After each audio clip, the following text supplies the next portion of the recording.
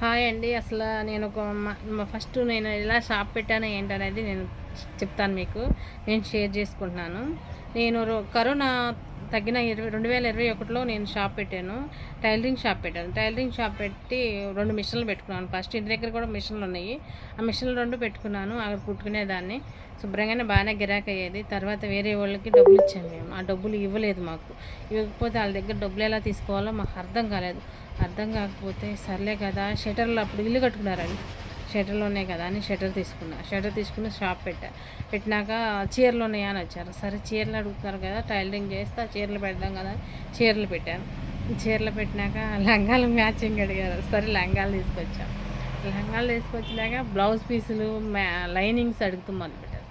సరే ఇవన్నీ పెడితే మనకు ₹1 వస్తుంది, ఇవి అంతంత మాత్రం కొంత గిరాకీలు అని చెప్పి వాటికి కూడా దిగాను. మనవి నెక్స్ట్ వీడియోలో చూడండి.